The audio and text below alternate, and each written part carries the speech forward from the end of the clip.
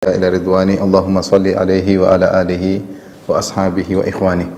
Para ikhwan dan akhwat yang dirahmati Allah Subhanahu wa taala, baik yang di Surabaya maupun di yang dimanapun antum berada, kita melanjutkan bahasan kita dari kitab Fadlul Islam. Kita masuk pada pembahasan pertama tentang Fadlul Islam, keutamaan Islam. Di antaranya adalah sempurnanya Islam. Dan kemudian Syekh Muhammad bin Wahab rahimahullah membawakan firman-Nya wa qaulullahi ta'ala, dan firman Allah Subhanahu wa taala, al-yauma akmaltu lakum dinakum wa atmamtu alaikum ni'mati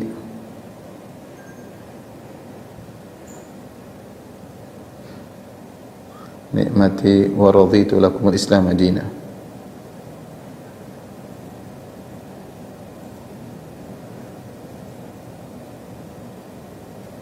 Dalam surat Al-Maidah ayat 3 ya.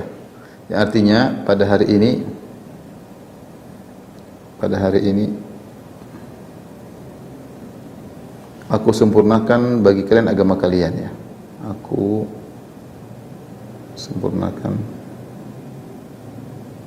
bagi kalian, untuk kalian ya, agama kalian. Wa atmamtu alaikum ni'mati, dan aku sempurnakan bagi kalian, atas kalian nikmatku.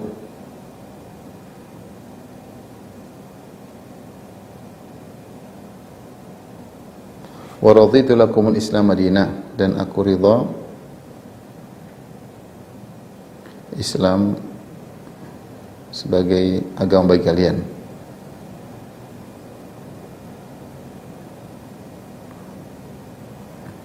Ini salah satu ayat yang menunjukkan akan sempurnanya Islam.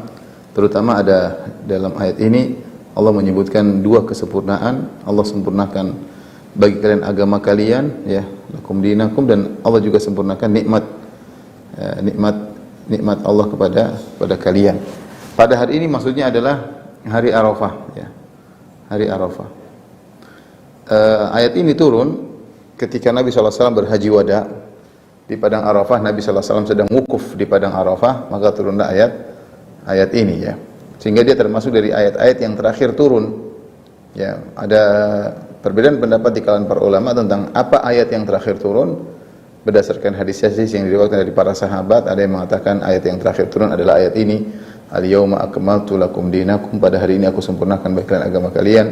Ada yang mengatakan ayat yang terakhir turun adalah wattaqu yawman turja'una fihi ila Allah, dalam surat Al-Baqarah, takutlah kalian kepada hari di mana kalian akan dikembalikan kepada Allah. Ada yang mengatakan ayat terakhir turun adalah ayatud dain di akhir-akhir surat Al-Baqarah, ya ayyuhalladzina amanu idza tadayantum bidainin ila ajalin musamman faktubuh, jika kalian berhutang piutang maka catatlah.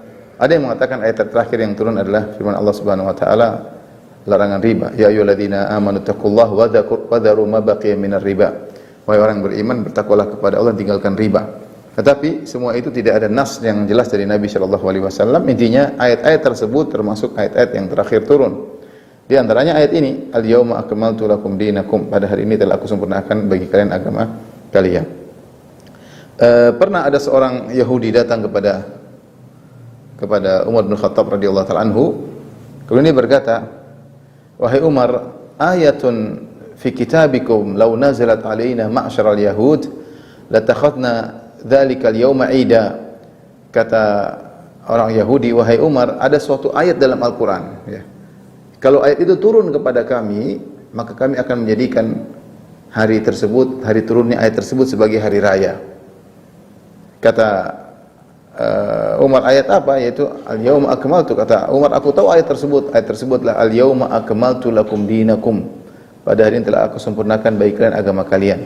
Ayat itu turun ketika Nabi sedang wukuf di padang Arafah di haji wada ya, yang dimana Allah menunjukkan Allah telah memberikan kesempurnaan agama bagi umat Islam.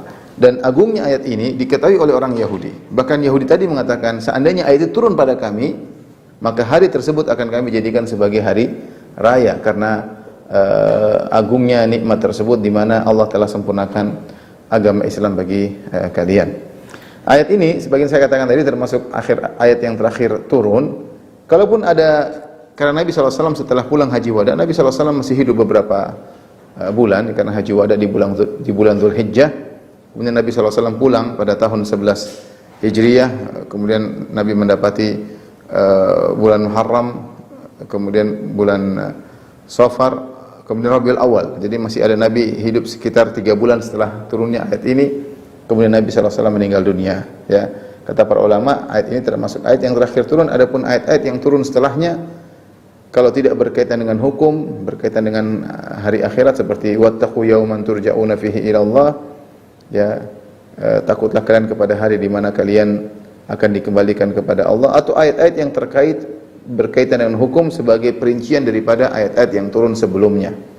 Sebagai perincian dari ayat-ayat yang turun sebelumnya. Tapi intinya Islam telah sempurna ya dengan turunnya ayat-ayat ini. Ada beberapa ayat yang turun setelah itu hanyalah sebagai penyempurna atau penjelas dari ayat-ayat sebelumnya. Taib, ikhwan dan akhwat yang dirahmati Allah Subhanahu wa taala, kita akan berhenti atau kita akan membahas tentang al-yauma akmaltu lakum dinakum. Pada hari ini ya, aku telah sempurnakan bagi kalian agama kalian. Perhatikan, yang menyempurnakan adalah Allah.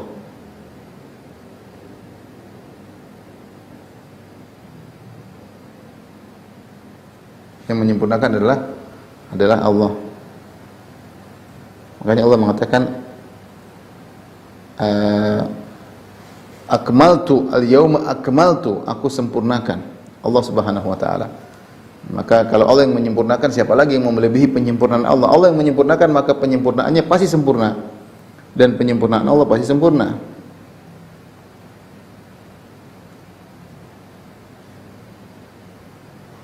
Pasti sempurna karena Allah Subhanahu wa taala yang menyempurnakan.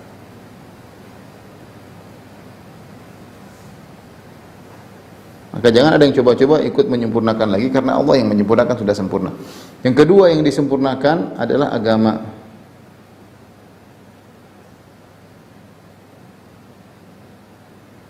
Adalah agama Islam. Adalah agama Islam. Dan agama Islam ini mencakup seluruh bagian daripada agama Islam. Ya, mencakup akidah, mencakup ahkam, fikih, hukum-hukum, ahkam fikih, mencakup adab, ya, adab-adab, maka telah sempurna. Telah sempurna. Kita dapati syariat Islam sempurna dari segala sisi. Dan kesempurnaan ini memang harus sempurna. Syariat Islam harus sempurna. Kesempurnaan ini merupakan konsekuensi dari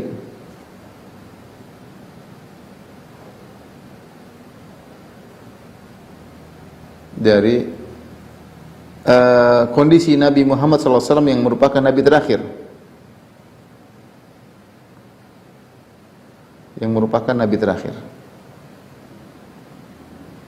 Nabi terakhir, penutup risalah. Tidak ada lagi Nabi setelah beliau. Kalau Nabi Muhammad Nabi terakhir, mau tidak mau maka harus sempurna agamanya, karena tidak ada penyempurna lagi. Nabi yang terakhir, tidak ada Nabi lain. Kalau ada Nabi lain lagi, mungkin ada yang akan menyempurnakan belakangan. Ketika Nabi Muhammad SAW Nabi terakhir, maka konsekuensinya agama ini harus sempurna. Yang kedua, kondisi Nabi SAW sebagai utusan kepada seluruh manusia.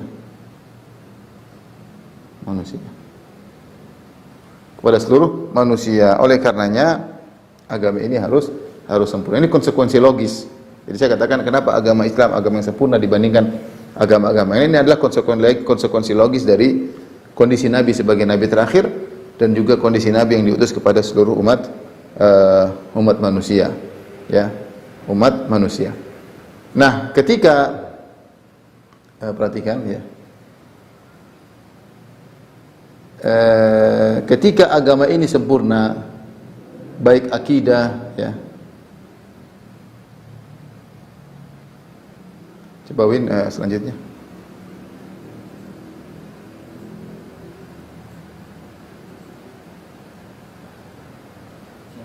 Ya.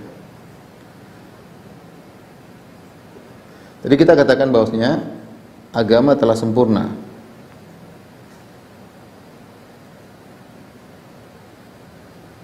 Dan ini mencakup diantaranya akidah, kemudian juga ahkam, hukum-hukum fikih.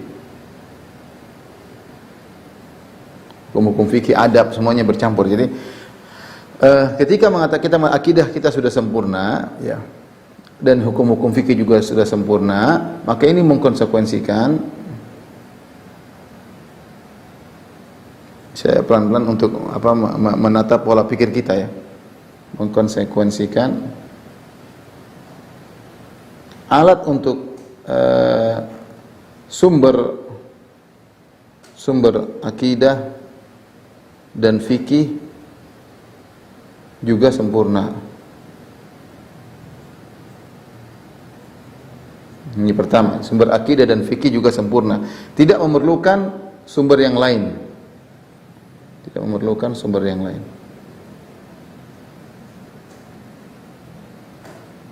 Kita tahu sumber-sumber akidah dan fikih ada Al-Quran dan Sunnah. Al-Quran dan hadis, jelas. Sudah jelas. Dan karena kita bilang akidah kita sempurna, ketika hari itu Allah mengatakan al-yauma akmaltu lakum dinakum, aku sempurnakan bagi kalian agama kalian, berarti akidah dan fikih sempurna.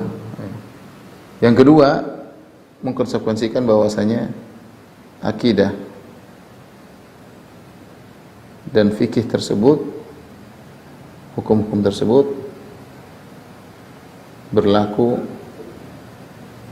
hingga akhir hari kiamat, hingga hari kiamat, ya, tidak akan mengalami, ya, penambalan.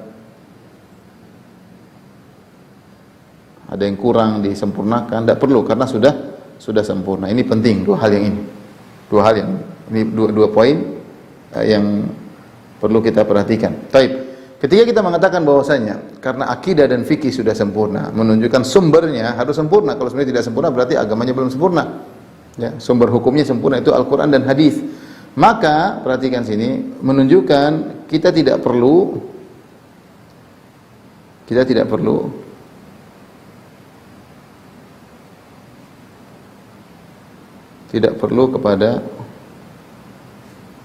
kepada filsafat Yunani dalam memahami, dalam meyakini Tuhan. Tidak perlu meyakini Tuhan dan hari kiamat, tidak perlu. Kenapa? Karena filsafat Yunani artinya adalah suatu hal yang asing, ya, yang tidak dibutuhkan untuk memahami tentang Tuhan, tidak perlu. Makanya para ulama mencela tentang ahlul kalam. Ahlul kalam, sebagian ulama mengatakan ahlul kalam zanadiqah. Ahlul kalam itu orang zindik. Siapa ahlul kalam? Ahlul kalam maksudnya orang yang belajar tentang Tuhan bukan melalui metode Al-Quran dan Sunnah. Bukan melalui metode Al-Quran dan Sunnah. Mereka memiliki pola pikir tersendiri untuk menentukan Tuhan, sehingga mereka memberi syarat Tuhan harus begini, Tuhan harus begini, Tuhan harus begini, dan rata-rata mereka terpengaruh dengan pemikiran Aristoteles dan Plato dan Platonis. Dan ini sudah saya bahas dalam kajian tersendiri, kaitannya pemikiran filsafat Yunani dengan firqah-firqah yang muncul belakangan. Mereka terjebak dengan pola pikir orang-orang Yunani yang menganggap bahwasanya Tuhan tuh harusnya begini, Tuhan tuh harus statis, tidak boleh melakukan kegiatan baru, tidak boleh. Dan ini pola pikir terhadap Tuhan ini diambil oleh firqah-firqah, kemudian mereka kembangkan.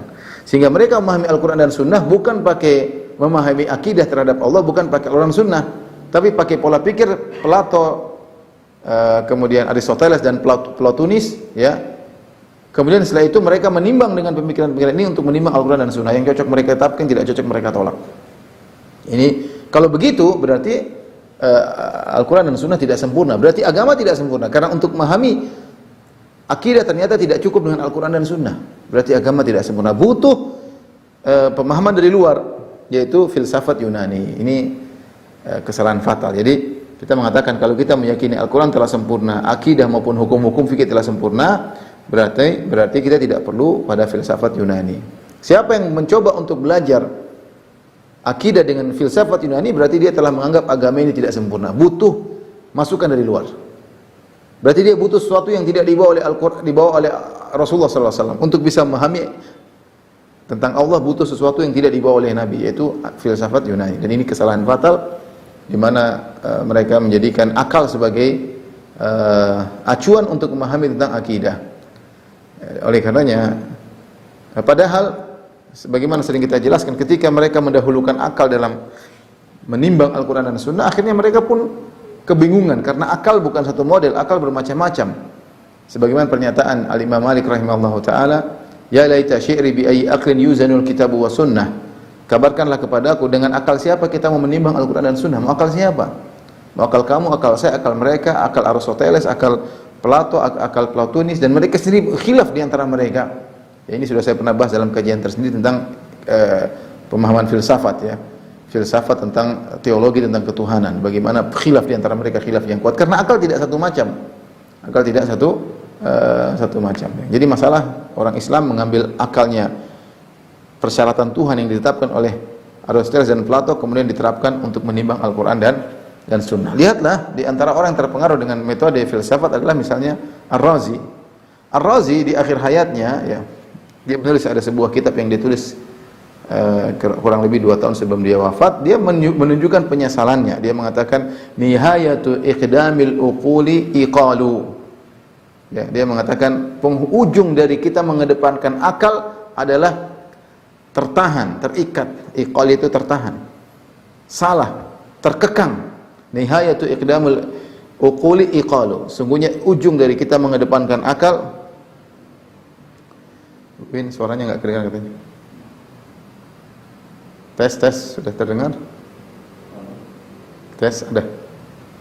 Sudah ya. Putus-putus. Ar-Razi berkata nihayatu iqdamil uquli iqalu. Ujung dari mendahulukan akal adalah terkekang, ya. Putus ya. Kemudian di akhirnya mengatakan, ya, walam yastafid min bahthina tula umrina siwa an jama'na fihi qila wa qalu. Kemudian dia mengatakan, sudah kita membahas sana kemari sepanjang kehidupan kami dan kami tidak menemukan kecuali hanya katanya dan katanya. Demikianlah kalau seorang sudah berbicara tentang filsafat, maka dia hanya mengumpulkan pendapat, kata orang begini, kata orang begini, kata orang begini, kata orang begini, kemudian dipaparkan di hadapan dia berbagai macam akal, dan dia bingung mana yang mau dia kedepankan. Makanya Jahmiyah, Mu'tazilah, Asy'ariyah, Maturidiyah, mereka semua mengedepankan akal daripada Al-Quran dan Sunnah. Mereka sendiri khilaf, mereka sendiri berselisih, dan mereka sepakat bahwasanya akal harus didahulukan daripada Al-Quran dan Sunnah.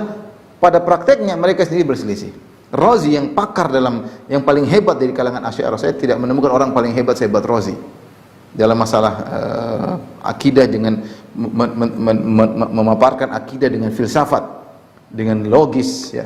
Tapi dia sendiri bingung,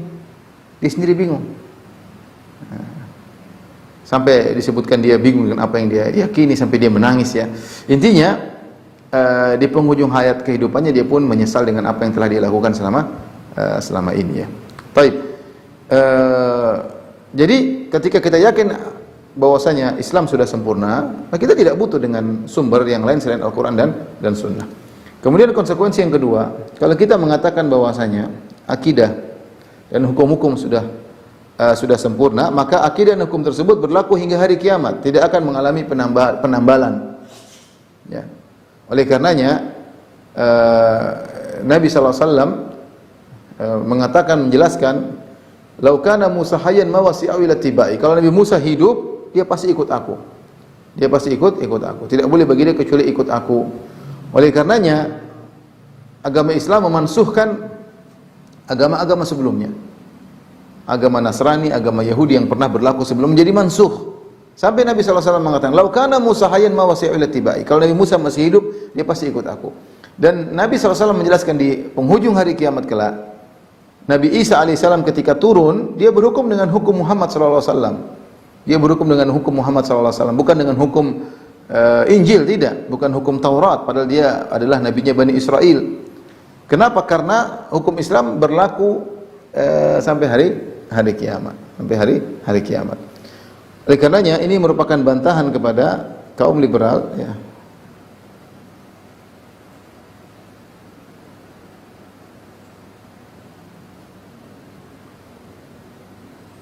Kaum liberal yang menyatakan bahwa syariat Islam tidak relevan lagi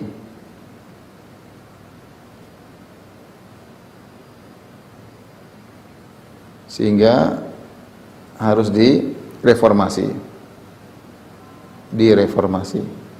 Yang reformasi hukum mereka namakan dengan apa? Mereka namakan Islam progresif. Islam tidak boleh kaku. Mereka namakan dengan indah. Reformasi syariat mereka katakan Islam progresif. Kalau Islam yang seperti yang kita pelajari sekarang namanya Islam jumud.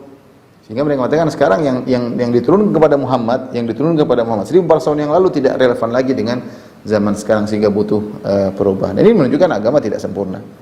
Bagaimana sempurna cuma buat umat Muhammad di zaman itu. Namanya agama tidak sempurna. Nah, berarti kalau satu dekade atau satu abad harus reformasi. Jadilah akhirnya bukan kondisi yang harus disesuaikan dengan Al-Quran dan Sunnah, tapi Al-Quran dan Sunnah harus disesuaikan dengan kondisi masyarakat. Lihatlah bagaimana produk hukum yang mereka tawarkan orang liberal, homoseksual halal. Ya, contohnya laki-laki boleh mencerai, perempuan boleh mencerai laki-laki. Laki-laki kalau dicerai ada masa idahnya, harus menunggu, tidak boleh nikah lagi 120 hari. Produk-produk aneh. Ya, homoseksual halal. Produk aneh bahwasanya wanita muslimah boleh nikah dengan laki kafir, ya. Kemudian produk doa bersama, ya. Baru-baru kemudian ada orang liberal yang mengatakan zina juga halal, sehingga akhirnya rusaklah Islam. Islam berarti tidak sempurna. Islam tidak sempurna. Jadi ketika kita mengatakan agama telah sempurna, konsekuensinya adalah demikian. Kita tidak perlu kepada selain Islam, ya. Barang siapa yang perhatikan syariat, bantahan kepada orang-orang liberal, di antara kesempurnaan syariat Islam, hukum Islam, di antara kesempurnaan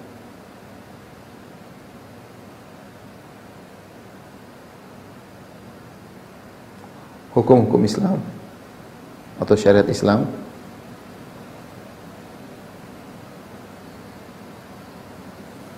bisa dibagi dua. Syariat Islam ini bisa dibagi dua terkait dengan hal-hal yang tidak berubah,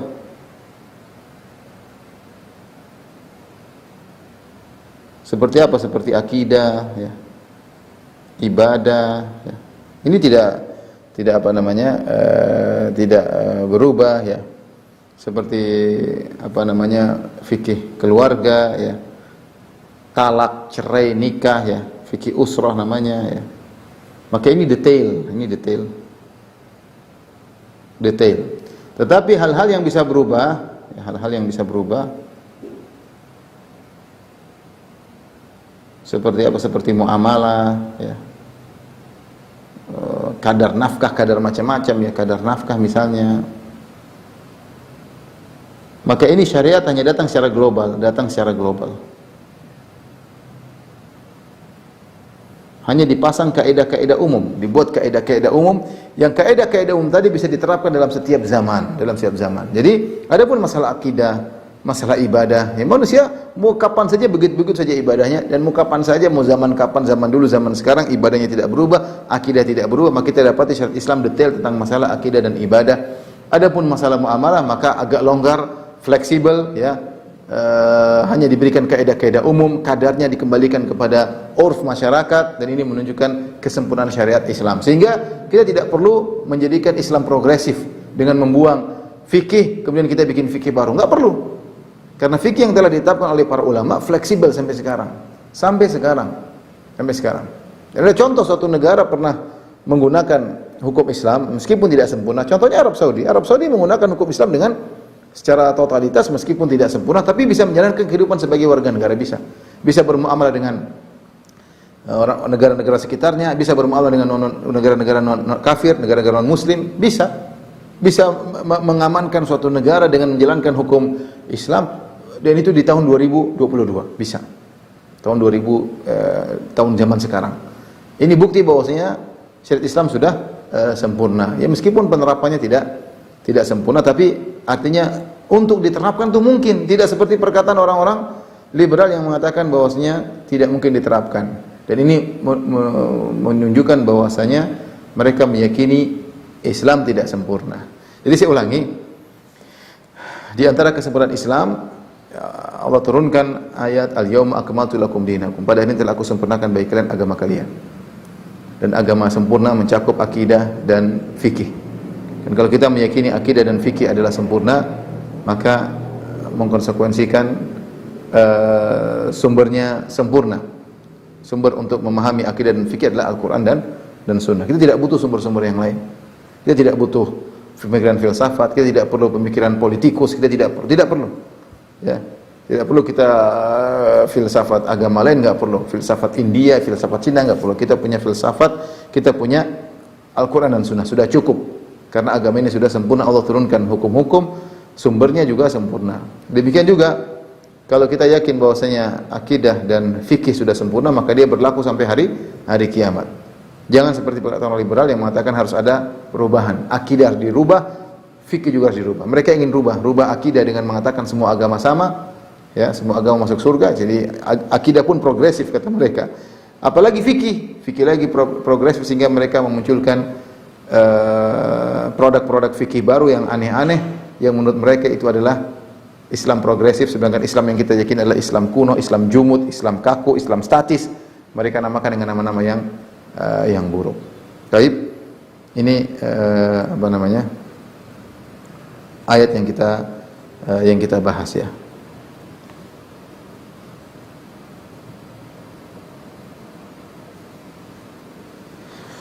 Baik. Dari sini, dari ayat ini menunjukkan, yaitu Al-Maidah ayat 3,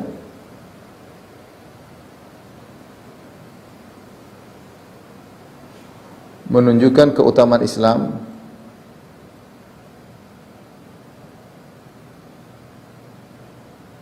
dari beberapa sisi. Karena ayat ini dibawa oleh Syekh Muhammad bin Wahab rahimahullah dalam bab Fadlul Islam.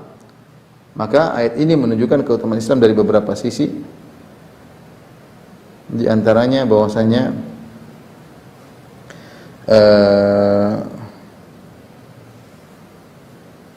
dari sisi agama Islam itu sendiri,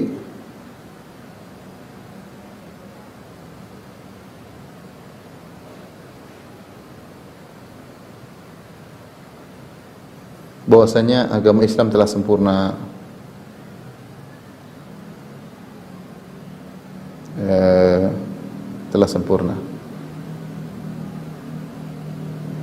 dan sempurna ini artinya apa? Dia berlaku sampai kesempurnaannya berlaku sampai hari kiamat ya. Kemudian juga yang kedua, dari sisi penganut Islam, Allah berfirman, al-yawma akmaltu lakum dinakum wa atmamtu alaikum ni'mati wa raditu lakumul Islam dinan ya.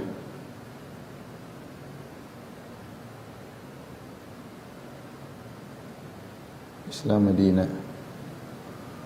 Aku ridha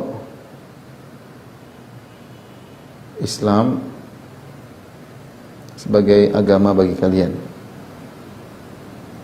Ini jadi orang yang masuk Islam, dia mendapat kemuliaan karena dia telah memeluk agama yang diridhai oleh Allah Subhanahu wa taala. Maka agama selain Islam tidak diridhai. Akan ada pembahasan secara khusus ya. Islam tidak diridhai. Baik, tadi kita sebutkan dari sisi agama Islam itu sendiri, Islam telah sempurna. Ya sudah kita sebutkan sekuensinya bahwasanya dia berlaku sampai hari kiamat, dan dia tidak butuh dari pihak luar untuk menyempurnakan agama Islam itu sendiri, ya. Jadi al-yauma akmaltu lakum dinakum, hari ini aku telah sempurnakan bagi kalian agama kalian, ya. Dan ini menunjukkan sempurnanya Islam. Wa atmamtu alaikum nikmati, dan aku sempurnakan nikmatku kepada kalian, nikmat dunia maupun nikmat akhirat. Wa raditu lakumul Islam madina, ya. Karena siapa yang menjalankan agama dia akan merasakan kebahagiaan, sebagaimana firman Allah Subhanahu wa taala, man amila salihan min dzakarin wa untha wa huwa mu'minun falanuhyiyannahu hayatan thayyibah wa lanajziyannahum ajran bi ahsani ma kanu ya'malun. Barang siapa yang beramal saleh, baik lelaki maupun wanita, dan dia beriman, maka kami akan memberikan kepada dia kehidupan yang penuh bahagia di dunia, dan kami akan balas mereka di akhirat dengan balasan yang terbaik. Taib, ini ayat pertama yang dijadikan dalil tentang keutamaan Islam. Kita masuk pada ayat yang kedua. Ayat yang kedua dalam surat Yunus ayat 104.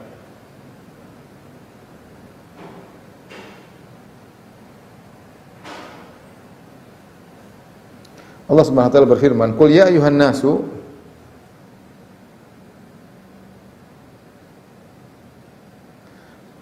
in kuntum fi syakkin min dini."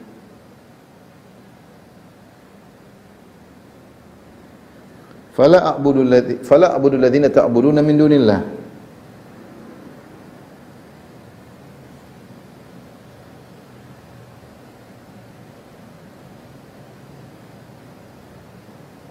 Walakin a'budu alladhi yatawaffakum. Walakin a'budu alladhi yatawaffakum. Baik, ini surat Yunus ayat 104. Surat Yunus ayat 104. Baik. Qul ya ayuhan nas, wahai manusia sekalian, katakanlah, wahai manusia sekalian, katakanlah, wahai manusia sekalian.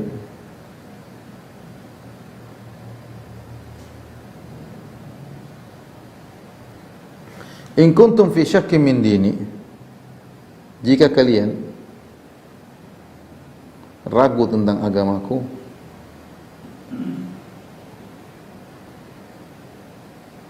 fala a'budu alladhina tad'una min dunillah, maka aku tidak akan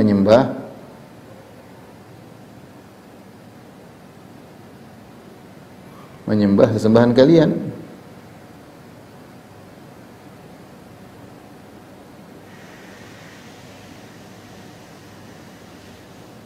Walakin a'budu alladhi yatawaffakum, akan tetapi aku menyembah Allah yang mewafatkan kalian. Yang mewafatkan kalian.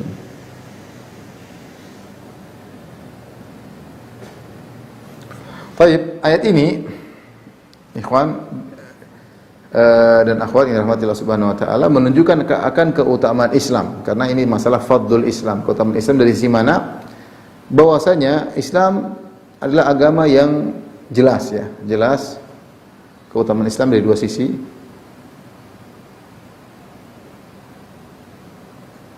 Ditunjukkan ayat ini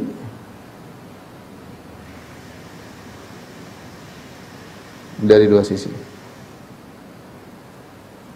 Yang pertama, Islam satu-satunya agama yang menyuruh pada tauhid.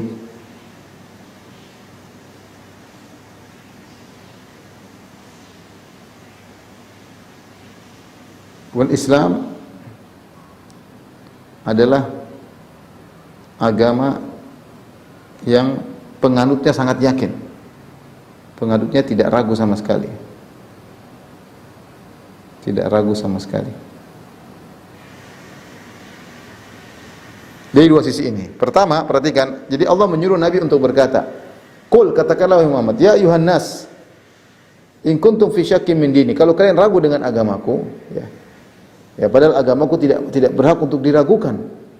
Ya, karena jelas agamaku apa? Fala a'budu alladhina tad'una min dunillah. Aku tidak bakalan menyembah sembahan-sembahan selain Allah yang kalian sembah. Walakin a'budu alladhi yatawaffakum, tapi aku menyembah Allah yang mewafatkan kalian. Di sini Nabi SAW berdalil dengan rububiyah, bahwasanya Tuhan yang saya sembah itu, ya, rububiyah, memiliki kemampuan untuk mewafatkan kalian, matikan kalian, membangkitkan kalian, ya. Lakin na'budu alladhi yatawaffakum.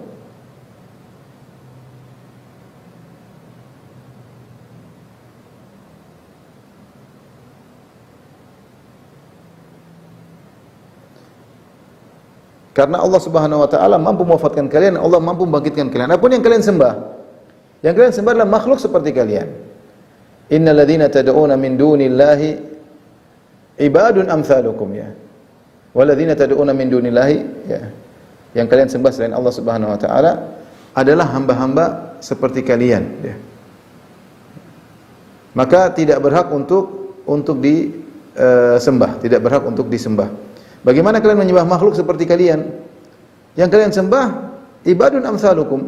Kata Allah Subhanahu wa taala, yang kalian sembah itu adalah hamba-hamba seperti kalian, tidak ada bedanya dengan kalian. Yang kalian sembah adalah matahari, rembulan, bintang-bintang, nabi, malaikat, mereka semua makhluk seperti kalian, tidak menciptakan kalian, tidak mewafatkan kalian, tidak membangkitkan kalian. Maka saya tidak berhak untuk menyembah mereka. Yang saya sembah adalah Allah yang mewafatkan kalian. Ini adalah keistimewaan Islam yang pertama. Islam satu-satunya agama yang menyuruh kepada tauhid, yang menyuruh kepada penyembahan hanya kepada pencipta alam semesta, ya. Ini yang pertama. Keutamaan yang kedua, Islam adalah penganutnya tidak ragu sama sekali. Ini sudah pernah kita bahas. Di antara keistimewaan Islam dibandingkan dengan agama yang lain, penganut Islam tidak ragu. Betapa banyak orang berpindah dari agama lain kepada Islam, banyak sekali. Ya, tapi orang murtad sedikit, hampir tidak ada, sedikit dibandingkan dengan orang-orang yang berpindah. Bahkan yang berpindah dari agama lain biasanya tokoh-tokoh mereka, pendeta-pendeta mereka, pastor-pastor mereka, ya. Mereka mengenal Islam karena ketika mereka belajar agama mereka, mereka dalam keraguan, ya. Karena agama selain Islam kalau dipelajari semakin dalam maka semakin menimbulkan keraguan. Inilah dua sisi keutamaan Islam dari ayat ini. Kita lanjutkan ayat berikutnya.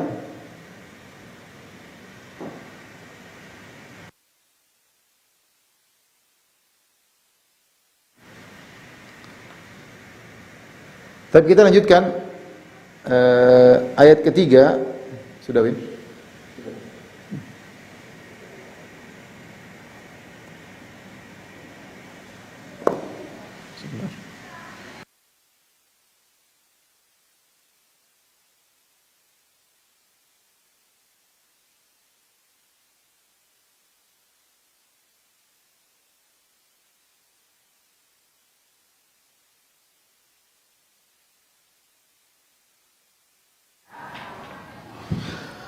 Tapi kita lanjutkan ayat yang ketiga. Allah Subhanahu wa taala berfirman dalam surat Al-Hadid ayat 28. Ya ayyuhalladzina amanu taqullaha wa aminu bi rasulih. Kata Allah Subhanahu wa taala ayat ketiga Al-Hadid ayat ke-28, kata Allah Subhanahu wa taala, ya ayyuhalladzina amanu taqullaha wa aminu bi rasulih. Wahai orang yang beriman, bertakwalah kepada Allah. Wa aminu bi rasulih, dan berimanlah kepada rasulnya. Yu'tikum kiflaini min rahmatih. Niscaya Allah akan berikan dua bagian dari rahmatnya. Wa yaj'al lakum nuran tamshuna bihi wa yaghfir lakum. Dan Allah akan menjadikan bagi kalian cahaya yang kalian berjalan dengan cahaya tersebut. Wa yaghfir lakum, dan Allah akan mengampuni kalian. Wallahu ghafurur rahim, dan Allah akan mengampuni kalian karena Allah Maha Pengampun lagi Maha Penyayang. Ayat ini dalam surat Al-Hadid ayat 28 terkait dengan ahlul kitab.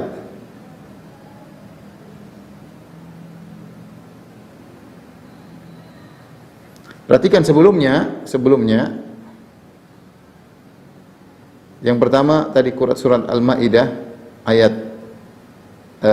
surat Al-Maidah ayat 5 ayat 3 yang sudah kita bahas, al-yauma akmaltu lakum dinakum, itu surat Al-Maidah ayat 3. Ini terkait dengan orang-orang beriman. Allah menjelaskan kesempurnaan Islam. Kemudian yang kedua tadi sudah kita bahas. Yang kedua adalah Quran surat Yunus ayat 104. Ini terkait dengan orang-orang musyrikin. Ini yang pertama, ini yang kedua.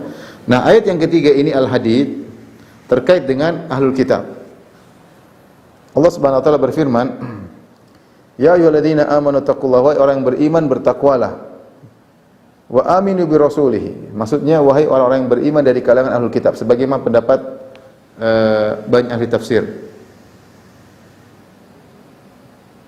Ya alladzina amanu ittaqullaha, kata Allah wahai orang yang beriman. Maksudnya di kalangan ahlul kitab.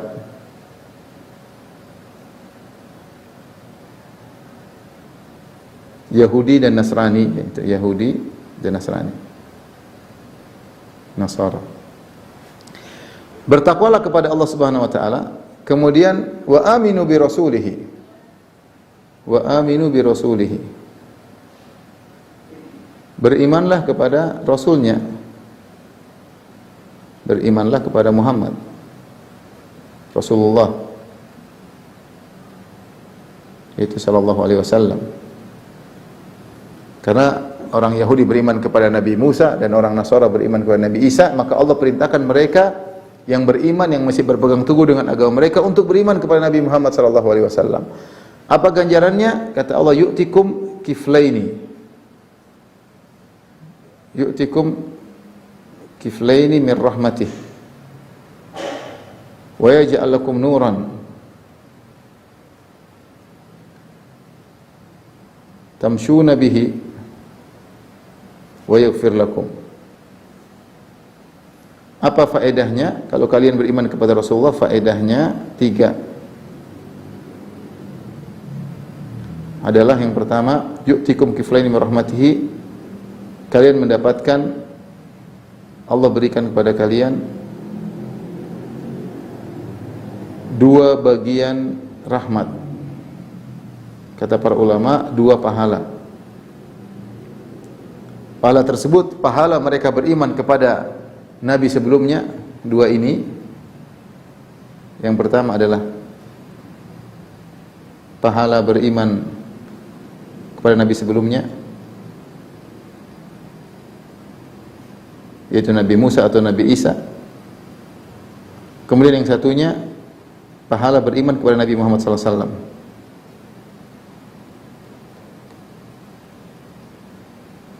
Kepada Nabi SAW. Sebenarnya dalam hadis dalam Sahihain dari Abu Musa al-Asy'ari radhiyallahu anhu, qala Rasulullah SAW bersabda, "Thalathatun yu'tauna ajrahum marratain." 3 golongan yang Allah berikan mereka ganjaran 2 kali lipat. 2 kali lipat. Di antaranya, rajulun min ahlil kitabi amana bi nabiyhi. Seorang dari ahlul kitab beriman dengan nabinya. Apakah beriman dengan Nabi Musa sebagai orang Yahudi, atau beriman dengan Nabi Isa sebagai orang Nasara? Wa adrakan nabiyya sallallahu alaihi wasallam, kemudian dia mendapati Nabi sallallahu alaihi wasallam. Fa amana bihi, kemudian dia beriman kepada Nabi sallallahu alaihi wasallam. Wa taba'ahu, kemudian dia ikuti Nabi sallallahu alaihi wasallam. Wa saddaqahu, kemudian dia membenarkan Nabi sallallahu alaihi wasallam, falahu ajran, maka dia mendapatkan 2 pahala. Dia mendapatkan 2 pahala, ya. Jadi orang ahlul kitab kalau beriman kepada Allah, ya, dapat 2 pahala. Contohnya seperti Najasyi, tadinya Nasrani kemudian beriman kepada Nabi Muhammad sallallahu alaihi wasallam. Contohnya siapa? Abdullah bin Salam, tadinya Yahudi kemudian beriman kepada Nabi sallallahu alaihi wasallam. Contohnya siapa? Contohnya juga Salman Al-Farisi, tadinya Nasrani, tadinya Majusi, kemudian Nasrani. Ketika Nasrani, kemudian dia beriman kepada Nabi sallallahu alaihi wasallam. Ya, makanya Allah mengatakan, ulaika yu'tauna ajrahum marrataini bima sabaru. Mereka itu orang-orang yang mendapatkan ganjaran 2 kali lipat karena kesabaran mereka. Ya. Jadi ayat ini menjelaskan tentang keutamaan Islam. Jadi orang masuk Islam, maka pahala-pahala sebelumnya tidak hilang. Kebaikan-kebaikan sebelumnya tidak hilang. Kalau dia Nasrani, dia dapat pahala double. Mungkin di zaman ketika dia Nasrani dia berbuat baik. Demikian juga ketika dia Yahudi dia berbuat baik. Ketika dia masuk Islam bukan mulai dari nol, tetapi yang lalu tetap dapat pahala. Bahkan berlaku bagi orang musyrikin. Berlaku bagi orang musyrikin secara umum. Siapapun, mau ateis, mau musyrikin. Makanya ketika Hakim bin Hizam radhiyallahu anhu dia masuk Islam, dia bertanya kepada Nabi sallallahu alaihi wasallam. Ketika zaman jahiliyah dia suka berdermawan, dia karim, suka dermawan, dia memerdekakan budak, dia memberikan makan kepada fakir miskin, dia menyembelih untuk fakir miskin. Maka dia bertanya, Rasulullah, bagaimana dengan amalan saya terdahulu? Maka kata Nabi SAW, aslamta ala ma aslafta min khair ya hakim. Kata Nabi, engkau masuk Islam dengan seluruh kebaikan yang pernah kau lakukan di zaman jahiliyah juga terbawa dalam Islam, ya, terbawa dalam Islam. Jadi kalau seorang masuk Islam, pahala amalan sebelumnya dia bawa, tidak gugur. Lain hanya kalau dia tidak masuk Islam, maka seluruh amalannya akan gugur. Ini di antara keutamaan Islam. Keutamaan Islam bahwasanya pahala yang lalu tidak gugur. Dapat pahala double. Kemudian selain itu, selain dapat pahala double, kata Allah Subhanahu wa taala, "Wa yaj'alakum nuran tamshuna bihi." Allah jadikan bagi kalian cahaya yang kalian berjalan dengan cahaya tersebut. Allah berikan cahaya yang kalian berjalan dengan cahaya tersebut.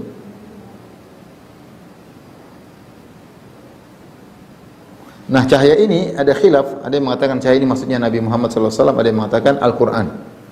Jadi, ada yang mengatakan cahaya di sini maksudnya adalah Al-Quran. Karena Al-Quran adalah nur, Al-Quran adalah cahaya. Wa yaghfir lakum, dan Allah akan mengampuni kalian. Allah mengampuni kalian.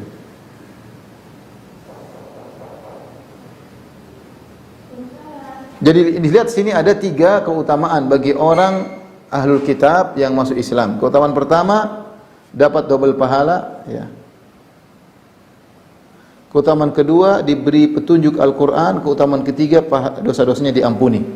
Kalau dahulu seorang Ahlul Kitab, dia bermaksiat ketika dia masih Nasrani, atau Yahudi, ternyata dia bermaksiat, mungkin dia berzina, bunuh orang. Nasrani pun demikian, ketika dia masih Nasrani, dia berzina, dia bunuh orang, durhaka sama orang tua, tapi dia melakukan kebaikan-kebaikan yang lain. Maka dosa-dosanya diampuni, adapun pahalanya dipertahankan dan ditambah dengan pahala masuk Islam. Maka ini, ayat ini menunjukkan akan keutamaan Islam. Jadi perhatikan ayat yang pertama, surat Al-Maidah ayat 3 menjelaskan tentang keutamaan Islam, penjelasan kepada umat Islam tentang nikmat yang kalian rasakan. Islam ini sempurna dan Allah ridho bagi kalian agama Islam. Sudah kita jelaskan. Ayat yang kedua, turun surat Yunus ayat 104 terhadap orang-orang musyrikin, ya. Ya, di mana Nabi berkata, "Qul ya ayyuhan nas in kuntum fi syakkin min dini fala a'budu alladziina tad'una min dunillah, walakin na'budu alladzi yatawaffakum." Ya, kami ini Islam tauhid. Hendaknya kalian meninggalkan kesyirikan kalian. Kami tidak akan menyembah sesembahan kalian karena agama Islam adalah agama tauhid. Dan ini keistimewaan agama Islam dibandingkan yang lain. Yang kedua, orang masuk Islam tidak ragu. Banyak orang Islam tidak ragu, bahkan orang-orang awam tidak ragu dengan agama mereka. Semakin mereka memahami, mempelajari tentang Allah, tentang syariat, mereka semakin kagum dengan syariat Islam. Ya, kita saja yang belajar agama semakin kian, alhamdulillah semakin bertambah kita belajar, semakin yakin dengan agama Islam, betapa sempurnanya agama ini. Semakin kita telaah, semakin sempurna agama ini. Beda dengan agama lain, mereka banyak taklid, jangan terlalu dipelajari, sudah percaya aja. Semakin mereka belajar tentang Tuhan mereka, mereka semakin bingung. Mereka semakin bingung bagaimana mereka menyembah berhala, bagaimana berhala yang mereka sembah mereka buat dan mereka sembah sendiri, bagaimana mereka menyembah ibadun amsalukum, makhluk-makhluk seperti mereka, ya. Semua tidak logis. Yang terakhir, orang-orang Ahlul Kitab kalau masuk Islam, maka mereka mendapatkan 3 keutamaan, yaitu dosa-dosa mereka diampuni, kemudian mereka dapat pahala double, dan yang ketiga mereka diberi petunjuk Al-Quran, sehingga mereka berjalan dengan bimbingan dari Allah Subhanahu wa taala, ya. Ini mungkin dulu yang saya sampaikan pada kesempatan kali ini kepada ikhwan dan akhwat. Kalau ada yang bertanya, saya persilakan. Wallahu taala alam bisawab.